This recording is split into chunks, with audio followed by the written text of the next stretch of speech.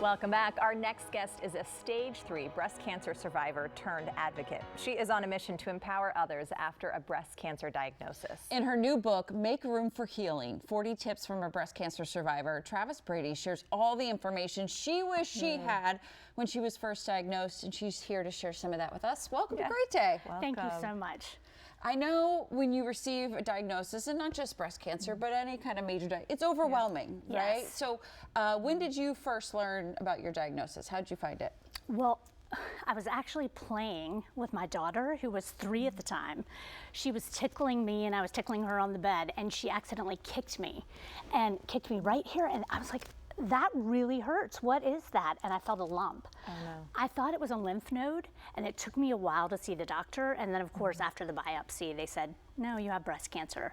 Wow. So you're going through all the emotions. Did you wish there was a guide or something to help you through this time? Well, I did, and what I did was I knew I had to do this differently than I usually do at work, right? So for work, for me, I do everything myself. I don't ask for help.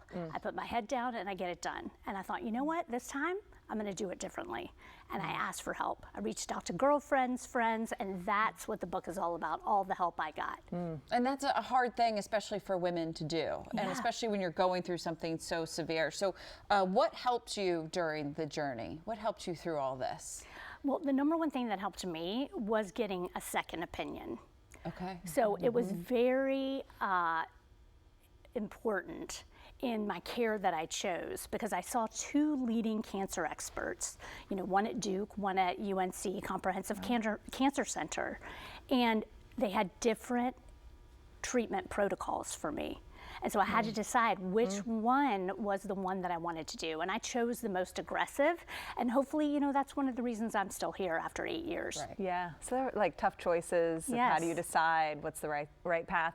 You avoid talking about fighting or combating cancer. What made you choose to So eliminate curious those about words? Yeah, we say it a lot on the show. I know, right? Everybody uses the words battling and fighting, and you're a warrior. And I think it started after I had my surgery. I was wearing my pajamas every day.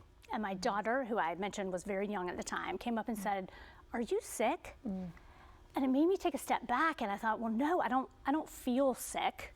I don't look sick. And so, you know, I got dressed every day and started to get back to normalcy. And I thought, you know, what is the opposite of sick? It's healed, or you know, feeling healed and healing. And so that's where I started to put my energy. Instead of fighting, battling, or being a warrior, was, okay, how can I heal my body? How can I come back to balance? How do I visualize the healing? How do I have healing practices? And how do I feed my body the healing foods that it needs to recover? Which obviously inspired the book, Make Room for Yes, Healing. yes, What's the yes. reaction been like, and what do you want people to take away from this? The reaction has been phenomenal. I got my first piece of fan mail the other day, Oh, which was nice.